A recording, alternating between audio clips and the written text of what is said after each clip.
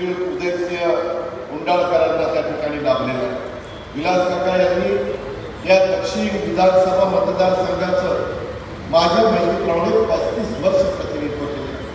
मला आठवतं 2014ला ज्यावेळेस काँग्रेसने पृथ्वीराज बाबांना उमेदवारी देण्याचा निर्णय घेतला, आम्ही एकत्र होतो आघाडी, परंतु नंतर चारही पक्ष वेगळे लढले. त्यावेळेस मी विलास काकांना प्रयत्न केला की काका तुम्ही अपक्ष उभे राहू नका, काका तुम्ही आम्ही यशवंतराव चव्हाण साहेबांच्याच विचारधारेने पुढे चाललेलं, सर्व धर्म समभाव हीच आमची भूमिका आहे. शाहू फुले आंबेडकरांच्या विचारावरच आम्ही पुढे चाललो आणि त्यामुळं तुम्ही बरोबर या. परंतु काका म्हणाले नाही अजित मी बरोबर आता येऊ शकत, तुम्ही अपक्ष उभा राहतो. नाहीतर त्यावेळेस जर काका राष्ट्रवादी काँग्रेस पक्षाच्या घड्याळावर उभे राहिले असते तर 2014चा निकाल महाराष्ट्राला दक्षिण कराडचा वेगळा पाहायला मिळाला. कारण शेवटी पक्षाला मानणारा काही वर्ग असतो, स्वर्गीय यशवंतराव चव्हाण साहेबांच्या विचाराला मानणारा काही वर्ग असतो आणि आम्ही काम करत असताना जात धर्म पंथ भेदभाव ही भूमिका त्या ठिकाणी आम्हालाही पटत नाही. आणि त्याच्यामुळेच मी महाराष्ट्राचा विषय सांगतो, युगपुरुष छत्रपती शिवाजी महाराज, राजर्षी शाहू महाराज, घटनेचे शिल्पकार डॉक्टर बाबासाहेब आंबेडकर आणि महात्मा ज्योतिराव फुले या महान विभूतींचा वारसा आपल्या महाराष्ट्राला मिळालेला आहे. आपण फार भाग्यवान आहोत. हिंदवी स्वराज्याची स्थापना करत असताना शिवाजी महाराजांनी देखील 18 पगड जाती 12 बळवंतदारांना बरोबर घेऊन हिंदवी स्वराज्याची स्थापना केली. महाराजांनी कधी कुठल्या वेगवेगळ्या जातीचा, धर्माचा, पंथाचा, भाषाचा त्या ठिकाणी विरोध केला नाही. हे पण आपण इतिहासामध्ये बघतो. आज 1999ला राष्ट्रवादी काँग्रेसचा आणि 2014ला देखील भाजपची लाट होती, तरी देखील हा कराड दक्षिण मतदारसंघ हा काँग्रेसचा बालेकिल्ला राहिलेला आपण सगळ्यांनी बघितलं. एकेकाळी विलास काका उंडाळकर यांचं सातारा जिल्ह्यावर दीर्घकाळ एक हाती वर्चस्व हे आपण पाहिलेलं आहे, राहिलेलं आहे. त्यांच्या कडक शिस्तीमुळं आपली सातारा जिल्हा मध्यवर्ती सहकारी बँक नाबार्डनंतर अनेक पुरस्कार आपल्या बँकेला दिले. आज पण देखील त्या बँकेचा चेअरमन आहे आणि त्या बँक यंदा देशात जेवढे जिल्हा मध्यवर्ती सहकारी बँक आहे कराडकरांनो त्यामध्ये सर्वात जास्त जर देशात कुठली जिल्हा मध्यवर्ती सहकारी बँक नफा कमवणारी आहे तर ती तुमची विलास काकांच्या नेतृत्वाखाली वाढलेली, विलास काकांच्या तुमच्या नेतृत्व त्याला शिस्त लावलेली ही सातारा जिल्हा मध्यवर्ती सहकारी बँक आज देशात पहिल्या क्रमांकाची बँक आहे. आणि त्याच्यामध्ये नेहमीच सामान्य कार्यकर्त्यांना सन्मान वाढून सहकारातून राजकारण हे स्वर्गीय विलास काकांनी केलं. तोच वारसा आता उदयसिंह उंडाळकर पाटील त्यांना पुढे चालवायचा आहे. आपल्या परिसरामध्ये छत्रपती शिवाजी महाराज यांच्या खांद्याला खांदा लावून लढणारे अंबिराव मोहिते किंवा स्वातंत्र्याच्या काळामध्ये स्वातंत्र्य चळवळीमध्ये झटणारे अनेक स्वातंत्र्य सेनानी या भूमीने दिले, या सातारा जिल्ह्याने दिले. क्रांतिसिंह नाना पाटील त्यांनी शेतकरी आणि कामगारांच्या समस्यांवर आवाज उठवण्याचं काम केलं, ब्रिटिश सरकारच्या विरोधामध्ये आंदोलन केलं. आधुनिक महाराष्ट्राचे शिल्पकार उद्याच्या एप्रिलला 65 वर्ष होणार आहेत आपल्या महाराष्ट्राच्या निर्मितीहून. त्या स्वर्गीय यशवंतराव चव्हाण साहेब हे मोठे राजकारणी उपपंतप्रधान पदापर्यंत पोहोचले. गृहमंत्री, अर्थमंत्री, परराष्ट्र मंत्री असे अनेक पदं त्या ठिकाणी त्यांनी भूषवली आणि स्वातंत्र्य सेनानी ते होते. त्यांनी शालेय जीवनामध्ये 18 महिन्यांची शिक्षा भोगलेली आपण पाहिली. त्यांनी आपल्या कार्यामुळं महाराष्ट्राच्या जडणघडीत महत्त्वाचं योगदान दिलं. त्यांची ही भूमी आहे. हौसाभाई पाटील क्रांतिसिंह नाना पाटलांची कन्या, त्यांनी स्वातंत्र्य लढ्यामध्ये महत्त्वाचं योगदान दिलं. त्यांची भूमी आहे.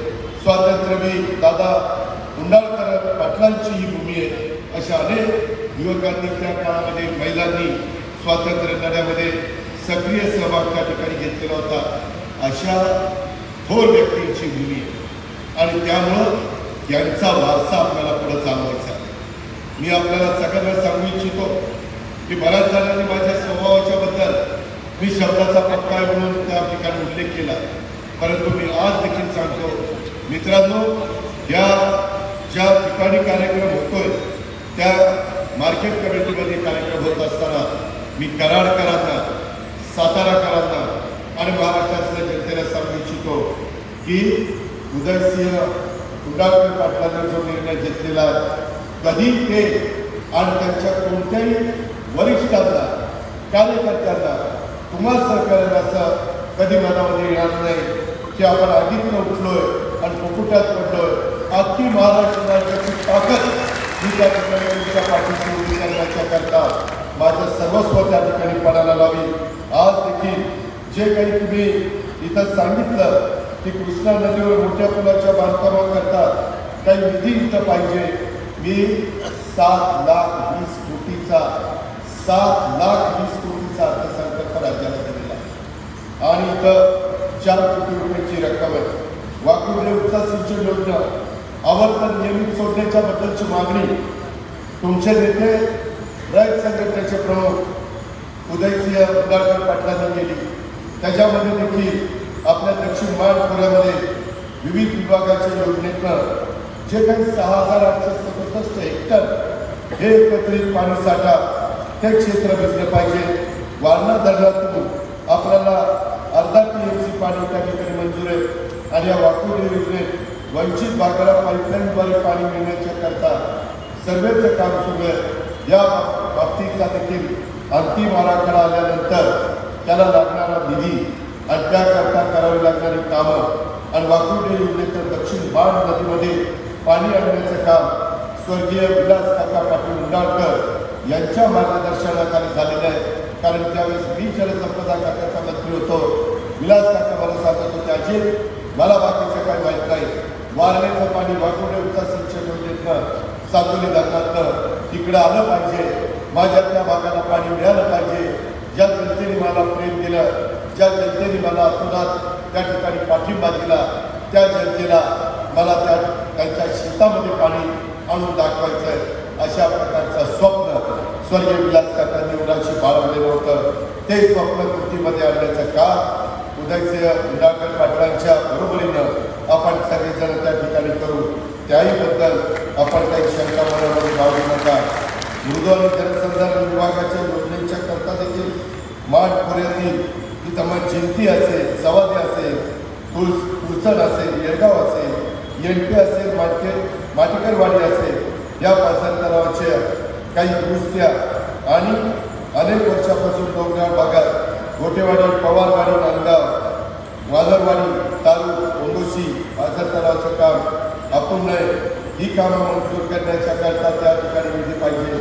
उंडाळी ग्रामीण भागावर रुग्णालयामध्ये ट्रॉमा सेंटर सुरू करण्याच्याबद्दल उदयसिंह उंडाळकर पाटलांनी मागणी केलेली आहे आणि अशा पद्धतीनं वेगवेगळ्या त्यांच्या मागण्या. मित्रांनो, सत्ता ही सर्वसामान्य माणसाचे प्रश्न सोडवण्याच्या करता असावी लागते. आज देशाचं संपूर्ण चित्र वेगळं. आज देश AIचा कृत्रिम बुद्धिमत्तेचा विचार करते, जग कृत्रिम बुद्धिमत्तेचा विचार करते आणि अशा वेळेस आपण कुठेही आपली विचारधारा सोडलेली नाही, आपण त्याच विचारधारेने पुढे चाललेलो. त्याच्यामुळे तशा प्रकारे काही मनामध्ये वेगळं काही आणण्याचं कारण आपल्या संस्था उत्तम पद्धतीने चाललेल्या. मी मगाशीच बघत होतो की अतिशय चांगल्या पद्धतीनं आमच्या उदयसिंह उंडाळकर पाटलांच्या नेतृत्वाखाली इथल्या सगळ्या संस्था, मग कोयना सहकारी बँक असेल, इथली मार्केट कमिटी असेल, कराड तालुका खरेदी संघ असेल, कोयना दूध संघ असेल, आपला रयत सहकारी साखर कारखाना असेल, स्वातंत्र्य सेनानी शामराव पाटील सहकारी पतसंस्था असेल किंवा इतर अनेक संस्थांचा इथं उल्लेख त्या ठिकाणी करण्यात आलेला होता. मग कोयना वाहतूक संस्था असेल, रयत बायोशुगरचा उल्लेख मगाशी उदयसिंह उंडाळकर पाटलांनी केला, रयत वस्त्रोद्योग असेल, या सगळ्याच्या बाबतीमध्ये जर प्रश्नाची सोडवणूक करायची असते तर सरकारमध्ये आपले प्रतिनिधी असावे लागतात. राज्य सरकारमध्ये कोणीतरी आपला जवळचा माणूस असावा लागतो. सुदैवानी हसन मुश्रीफ असतील, मी असेल, मकरदाबा असतील किंवा तिकडे दत्ताभाऊ भरणे असतील, माणिकराव कोकाटे असतील किंवा तिकडे आदित्य तटकरे असतील, तिकडे बाबासाहेब पाटील असतील, सहकार खातं देखील राष्ट्रवादी काँग्रेस. त्याच्यावर उद्याच्या काळामध्ये रयत सहकारी साखर कारखान्याच्या बद्दल कुठलाही काही प्रसंग आला, काही मदत लागली तर तुम्हाला काही काळजी करण्याचं कारण नाही. त्यामध्ये अतिशय चांगल्या पद्धतीनं तिथं मदत त्या ठिकाणी केली जाईल. आज इथल्या अनेक संस्था या सहकार्याशी निगडीत आहेत. खरेदी विक्री संघ असेल किंवा इतर संस्था असतील, कोयना बँक असेल, ह्या सहकार्याशी निगडीत आहेत. आणि मी स्वतः अनुभवलेले आहे. स्वर्गीय विलास काका ही सहकार चळवळ स्वर्गीय यशवंतराव चव्हाण साहेबांनी वाढवली, रुजवली, पुढे नेली. तीच गोष्ट वसंतदादांनी केली, तीच गोष्ट वसंतराव नाईकांनी केली, तीच आदरणीय पवार साहेबांनी केली, तेच आमच्या विलास काकांनी केली, तेच विलासराव देशमुखांनी केली. कितीतरी उदाहरणं मी तुम्हाला सांगू शकतो. आणि म्हणून माझ्या रयत संघटनेच्या सगळ्या मान्यवरांनी मला तुम्हाला सांगायचं आहे की आज वेगवेगळे प्रश्न आपल्या सगळ्यांच्या समोर उभे आहेत. त्याच्यामध्ये देशाची अर्थव्यवस्था 2047 पर्यंत विकसित भारत निर्माण करण्याचं आपल्या पंतप्रधानांचं उद्दिष्ट आहे. नरेंद्र मोदी साहेबांचं ते स्वप्न आहे आणि त्याकरता अर्थव्यवस्था वाढली पाहिजे. अर्थव्यवस्था भारतात सांगून वाढत नाही. आज जगात आपण 5व्या क्रमांकावर, आपल्याला 3ऱ्या क्रमांकावर जायचं. त्याकरता परदेश गुंतवणूक, परराज्याची गुंतवणूक, राज्याची गुंतवणूक, मोठ्या प्रमाणावर पैसा आला पाहिजे. सगळी सोंगं करता येतात, पैशाचं सोंग त्या ठिकाणी करता येत नाही. उद्याच्या काळात आम्ही टार्गेट ठेवलेलं आहे. प्रत्येकाचं काही ना काही स्वप्न असलं पाहिजे. जसं छत्रपती शिवाजी महाराजांचं स्वप्न होतं की मला हिंदवी स्वराज्याची स्थापना करायची, आणि छत्रपती संभाजी महाराजांचं स्वप्न होतं की महाराजांनी हिंदवी स्वराज्याची स्थापना केलेली आहे, त्या स्वराज्याचं मला रक्षण करायचं आहे. आणि ते रक्षण करण्याचं काम 9 वर्षाचीच कालखंड छत्रपती संभाजी महाराजांना मिळाली. पण एकही लढाई छत्रपती संभाजी महाराज त्यांच्या हयातीत हरले नाही.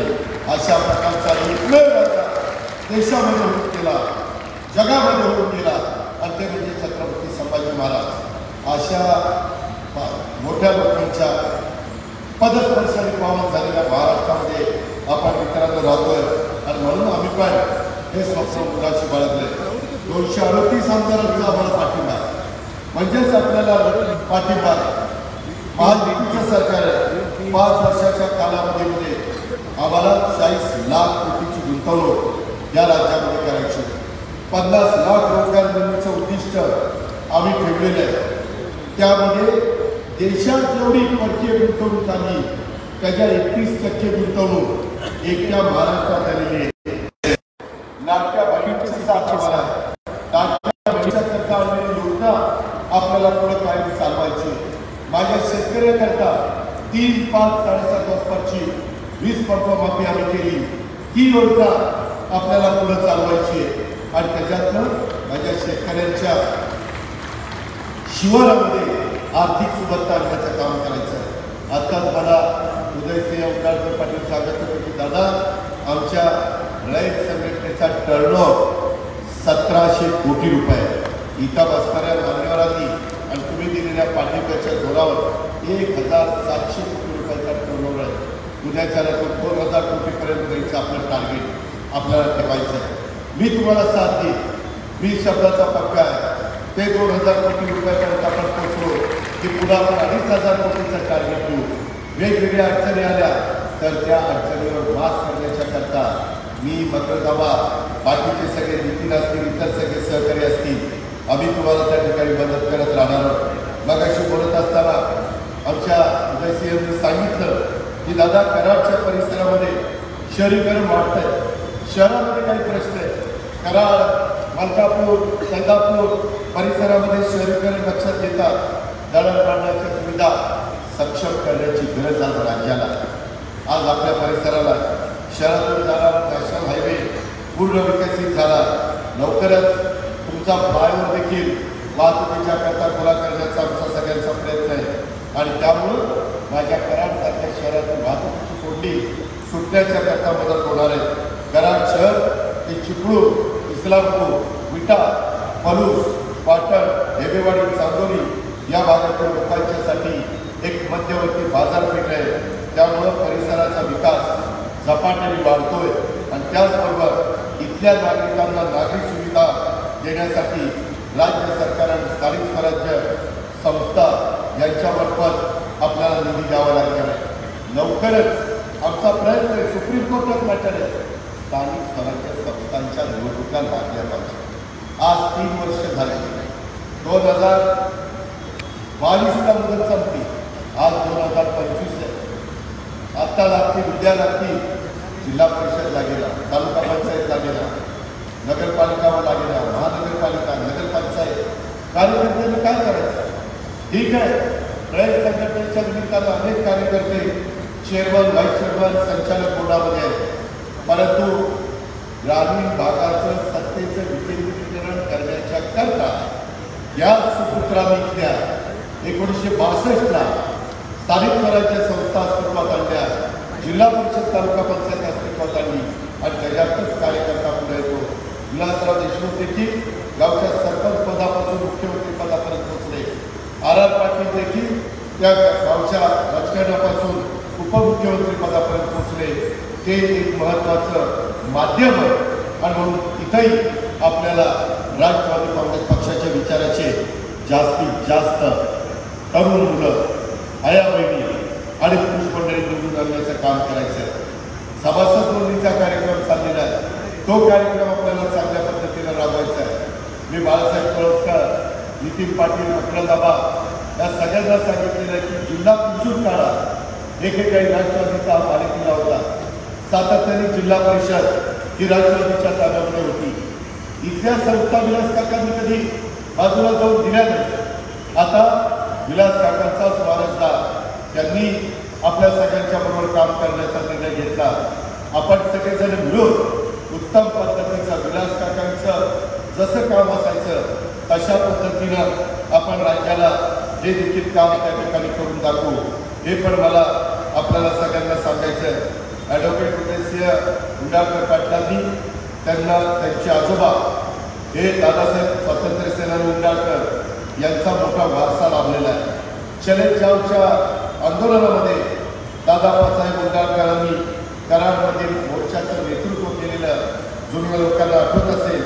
स्वर्गीय दादासाहेब उंडाळकरांचे सुपुत्र लोकनेते विलास काकांनी देखील आयुष्यभर तोच वारसा समर्थपणे पुढे नेला आणि आता उदयसिंह पाटील आपल्याला पण तिसऱ्या पिढीमध्ये तोच वारसा पुढे त्या ठिकाणी न्यायचा आहे.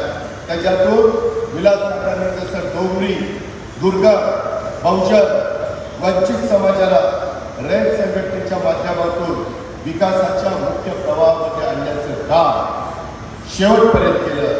स्वर्गीय विलास काकांनी फक्त कराड दक्षिण मतदारसंघातच नव्हे तर सातारा जिल्ह्यातली वाई असेल, कोरेगाव, सातारा, खटाव, मान, पाटण, जावळी, महाबळेश्वर, खंडाळा या प्रत्येक तालुक्यामध्ये कार्यकर्त्यांचं भक्कम जाळं हे काकांनी उभं केलं आहे. आजही सातारा जिल्ह्यातल्या प्रत्येक तालुक्यात स्वर्गीय विलास काकांना मानणारा मोठा वर्ग आपल्याला पाहायला मिळतोय. प्रत्येक निवडणुकीत काकांना मानणाऱ्या कार्यकर्त्यांची ताकद आपल्याला दिसत असते आणि त्याच्यामुळं ज्या पद्धतीनं विलास काकांनी हे सगळं वाढवलं, घडवलं, टिकवलं ते पुढं आणखी त्याच्यात भर घालण्याचं काम उदयसिंह पाटील आपल्याला सगळ्यांना करायचं आहे. आज सातारा जिल्हा मध्यवर्ती सहकारी बँकेच्या माध्यमातून जिल्ह्याच्या विकासात मोलाचं योगदान विलास काकांनी दिलेलं आहे आणि त्यांना त्या कामामध्ये माजी स्वर्गीय खासदार लक्ष्मणराव पाटलांची समर्थ साथ मिळालेली आहे. सातारा जिल्ह्याच्या समाजकारणात, राजकारणात एकेकाळी विलास काका लक्ष्मण तात्या की राम लक्ष्मणाची जोडी होती म्हणून ओळखली जायची. स्वर्गीय यशवंतराव चव्हाण साहेब आणि देशभक्त आबासाहेब यांच्या मार्गदर्शनावर, त्यांच्या विचारावर काम करणारी हे दोघे नेते होते.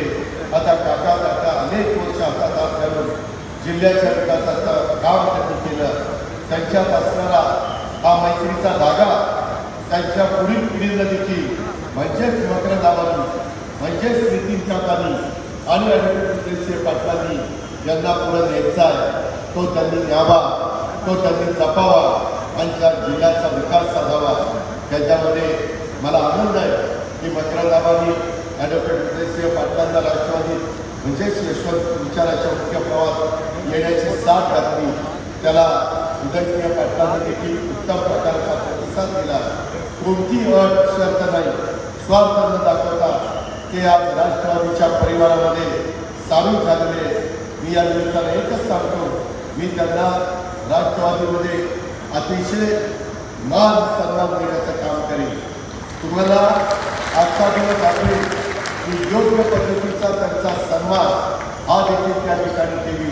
त्याबद्दल हा माझा तुम्हाला शब्द आहे. मी कधी शब्द बदलणारा माणूस नाही आहे आणि ह्या पद्धतीनं अतिशय चांगल्या पद्धतीनं आपण सगळेजण मिळून त्या ठिकाणी काम करूया. त्यांना त्यांच्या सहकार्यांना आपल्या स्वतः विलास काकांच्या विचाराचं विकासाचं राजकारण समाजकारण हे आपल्याला पुढे द्यायचं आहे. जसं राज्याच्या राजकारणात काही थोड्या नेत्यांचा दबदबा होता, त्याच्यामध्ये कराडकरांनो स्वर्गीय विलास काकांचं नाव नक्कीच घ्यावं लागेल. विधानसभेच्या सभेत देखील विलास काकांना मान होता. आम्ही बघायचो, मी पण 8 वेळा आमदार झालेला माणूस आहे आणि विलास काका बोलायला उठले तर सभागृहाच्या ठिकाणी शांत व्हायचं. मंत्रिमंडळात काकांच्या शब्दाला वजन असलेलं मी स्वतः पाहिलेलं आहे. कारण सर्वसामान्यांच्या कामाची तळमळ असणारा हा नेता होता. वेळ परिस्थिती मंत्र्यांनाच काय, मी मंत्रिमंडळात त्यांच्याबरोबर काम करत असताना मुख्यमंत्र्यांना देखील जाब विचारण्याचं धाडस हे विलास काकांच्यामध्ये मी पाहिलं आहे. कारण काय त्यामागे स्वच्छ चारित्र्य आणि सर्वसामान्यांच्या विषयी असणारी तळमळ आणि प्रामाणिकपणा हा त्या बाबतीमध्ये विलास काकांच्या पाठीशी होता. विलास काकांच्यावर कधी भ्रष्टाचाराचे शिरकोडे उडाले नाही. कधी विलास काकांना वेगळ्या पद्धतीने कोणी नावं ठेवली नाही. महत्त्वाचं म्हणजे विलास काकांच्याकडे संपर्कासाठी स्वतःचा मोबाईल नव्हता, ते मोबाईल फोन वापरत नव्हते. आता हे सांगून सुद्धा पटणार नाही, पण विलास काकांचा संपर्क करायचा म्हणजे त्यांच्या ड्रायव्हरचा म्हणजे हंडा, त्याचा हंडामोरी नाव होतं, त्या मोबाईलवर फोन करावा लागायचा. आणि त्या काही मुख्यमंत्र्यांपासून अनेकांच्या मोबाईलवर हंडा विलास काका असा नंबर सेव्ह होता. अशा पद्धतीने स्वतः मोबाईल न वापरणारे विलास काका सर्वसामान्यांच्यासाठी मात्र कायम रिचेबल राहिले, म्हणजेच उपलब्ध असायचे. दक्षिण कराड मतदारसंघात काय सुरू आहे, जिल्ह्यात कुठं काय चाललं आहे हे तर विलास काकांना माहितीच असायचं. मात्र विलास काकांचं राजकारण असं होतं की विरोधकांच्या गोष्टात पण काय चाललं आहे, ते पुढं काय करणार आहे याची सुद्धा परफेक्ट माहिती विलास काकांना असायची. नुसतीच माहिती नाही तर विरोधकांनी काय केलं पाहिजे हे देखील विलास काका त्यावेळेस ठरवायचे. मात्र विरोधकांना याचा पत्ता देखील लागायचा नाही की विलास काकांच्या ताळाला पण लागतं.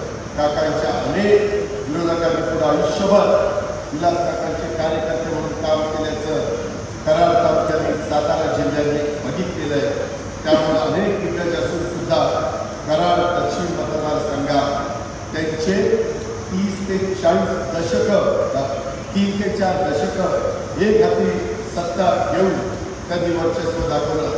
मी स्वतः बघितलं, पृथ्वीराज बाबा 4 वर्ष मुख्यमंत्री होते, ते कराडमधून निवडून आले होते, तरी सातारचं राजकारण विलास काका करत होते, कराडचं राजकारण विलास काका करत होते. माणसातला माणूस असला तर नेता काय करू शकतो हे विलास काकांनी उभ्या महाराष्ट्राला त्या काळामध्ये दाखवलेलं होतं. काकांची सर्वसामान्य माणसांची असणारी अटॅचमेंट एवढी जबरदस्त होती की प्रत्येक गावामध्ये फक्त पदाधिकाऱ्यांचीच नव्हती तर कार्यकर्त्यांची नावं सुद्धा काकांची तोंडपाठ होती. अनेक वेळा कार्यकर्त्यांच्या घरी काका जेवायला जायचे. तेच त्यांचं जनसंपर्काचं खरं साधन होतं. मतदारसंघात कोणत्याही सामान्य माणसाला काकांना भेटता यायचं, त्यांच्याशी संवाद साधता यायचा. त्यासाठी कोणत्याही मध्यस्थाची गरज नव्हती, पुढाऱ्याची गरज नव्हती. काकांचं कुटुंब जरी साताऱ्यामध्ये राहिलं होतं तरी बरेच वेळा काकांचा मुक्काम कराडच्या बाजार समितीत असायचा. एका साध्या खोलीत कॉट आणि गादी, टेबल खुर्ची आणि पाण्याचा तांबा, इतकं साधं राहणीमान हे काकांचं होतं. इतका साधा नेता परत या भागामध्ये होणं नाही, हे पण आपण सगळ्यांनी लक्षामध्ये ठेवलं पाहिजे. राज्याचे माजी मुख्यमंत्री मला आठवत आहे 1995ला विलासराव देशमुख यांचे आणि विलास काकांची खास माहिती. विलास काका, विलासराव देशमुख आणि अनंतराव टोपे तिघांचं त्रिकूट असायचं. विलासराव देशमुख मला वाटतं 95ला पराभूत झाले, 40,000 मतांनी पराभूत झाले. आणि जेव्हा ते पराभूत झाले त्यावेळेस त्यांचा तो बॅड पॅच होता. ते विलास काकांकडे इथल्या कराडच्या बाजार समितीमध्ये काही काळ मुक्कामाला होते. जुन्या लोकांना आठवत असेल. त्यानंतर ते राज्याचे मुख्यमंत्री झाले. त्यामुळं हा परिसर म्हणजे ऊर्जेचं केंद्र आहे. स्वर्गीय विलास काकांचे अनेक किस्से सांगता येतील. ज्या स्वातंत्र्य सेनानी शामराव पाटील फळे पुढील भाजी मार्केट पटांगणामध्ये ज्या प्रांगणात हा पक्षप्रवेशाचा कार्यक्रम होतोय या परिसरात स्वर्गीय विलास काकांच्या कामाची छाप आहे. एका अर्थाने या परिसरात विलास काकांची छत्रछाया त्या ठिकाणी आहे. त्यामुळे त्यांच्या छत्रछायेत हा पक्षप्रवेशाचा कार्यक्रम होतो याचा पण समाधान माझ्यासारख्या राष्ट्रवादीच्या कार्यकर्त्याला आहे. आणि म्हणून मित्रांनो, तुम्ही काही काळजी करू नका. कुठल्याही परिस्थितीमध्ये खूप काही आम्हाला महाराष्ट्राच्या बद्दल करायचं आहे. त्याच्यामध्ये नवीन नवीन आव्हानं आम्ही डोळ्यासमोर ठेवली. मी कधी माझ्या राजकीय जीवनामध्ये काम करत असताना कोणाला वाऱ्यावर सोडलेलं नाही आहे. मला जे पटतं, जे योग्य वाटतं ते अगदी मनापासून मी करण्याचा प्रयत्न करतो. एकदा घेतलेल्या निर्णयापासून मी कधी बाजूला हटत नाही. कोणत्याही परिस्थितीत कुणालाही कधी वाऱ्यावर सोडत नाही. त्यामुळे राज्यातले अनेक लोक माझ्यासोबत आहेत, माझ्यावर विश्वास ठेवतात.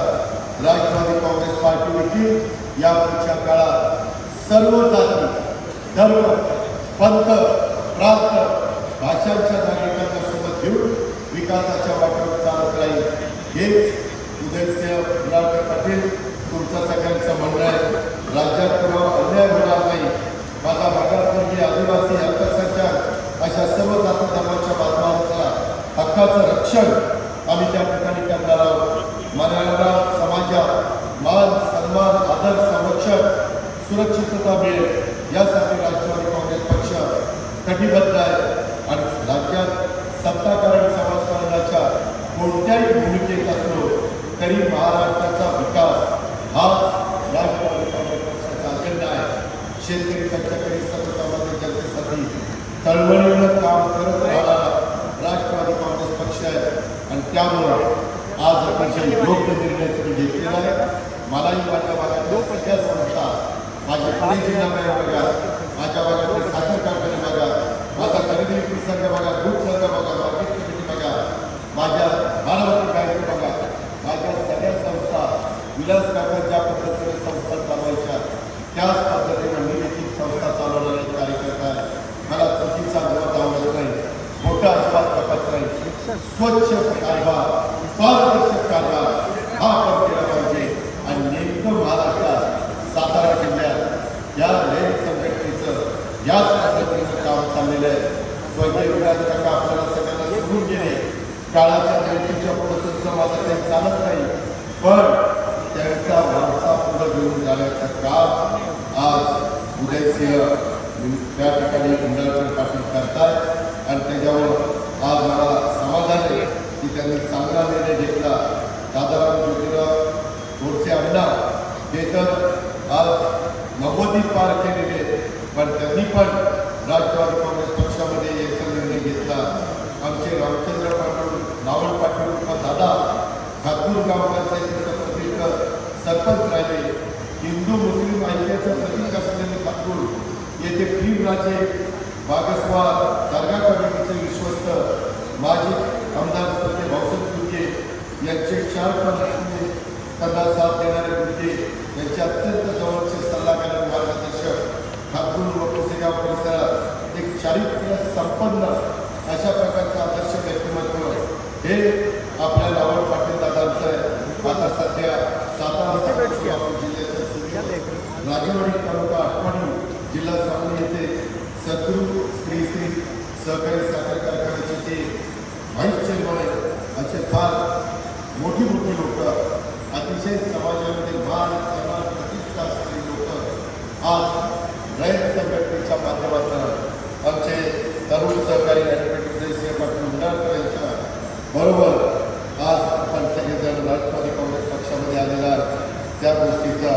मला मनस्वी समाधान झालेलं आहे. मी आपल्याला सगळ्यांना सांगू इच्छितो की सामान्य जनतेसाठी राष्ट्रवादी काँग्रेस पक्षाच्या वाढीसाठी झटणाऱ्या प्रत्येक पदाधिकाऱ्याला कार्यकर्त्याला आमच्याकडनं बळ दिलं जाईल यात कोणतीच शंका नाही. त्यामुळे प्रत्येक पदाधिकाऱ्यांनी कार्यकर्त्यांनी पक्ष वाढवण्यासाठी प्रामाणिकपणे प्रयत्न केले पाहिजे. नव्या नावाच्या प्रामाणिक कार्यकर्त्याच्या पाठीशी राष्ट्रवादी काँग्रेस पक्षाची सर्व शक्ती उभी केली जाईल हे पण मी आपल्याला सगळ्यांना सांगतो. राष्ट्रवादी काँग्रेस पक्ष महाराष्ट्राच्या मातीशी माणसांशी नातं सांगणारा राज्यातल्या जनतेशी नाळ जोडलेला पक्ष आहे. महाराष्ट्राची निर्मिती संघर्षातून झाली, तसंच राष्ट्रवादी काँग्रेस पक्ष देखील संघर्षातून स्थापन झालेला आहे आणि संघर्ष करतच मोठा झालेला आहे. आज राष्ट्रवादी काँग्रेस पक्षाच्या परिवारात उदयसिंह ॲडव्होकेट उंडाळकर पाटील आणि लोकनेते स्वर्गीय विलास काकांना मानणाऱ्या पदाधिकारी आणि कार्यकर्त्यांचं पुन्हा एकदा मी राष्ट्रवादी काँग्रेस पक्षामध्ये मनापासून त्या ठिकाणी प्रमुख म्हणून स्वागत करतो. आणि राष्ट्रवादी काँग्रेस पक्ष हा कष्टकरी शेतकरी महिला वंचित दुर्बल घटकांना सर्वसामान्यांच्या सोबत राहील याबद्दलची ग्वाही मी आपल्याला देतो. आणि कुठलाही कसलाही प्रसंग आला तर आज पक्ष प्रवेश केलेल्याचा कुणाला आम्ही अंतर पडू देणार नाही हा शब्द मी आपल्याला सगळ्यांना देतो, ही ग्वाही मी आपल्या सगळ्यांना देतो आणि या ठिकाणी थांबतो. जय हिंद, जय महाराष्ट्र, जय राष्ट्रवादी काँग्रेस पार्टी. धन्यवाद दादा. यानंतर सगळ्यांना विनंती आहे 2 मिनिटात आभार होईल, त्यानंतर राष्ट्रगीत होणार आहे.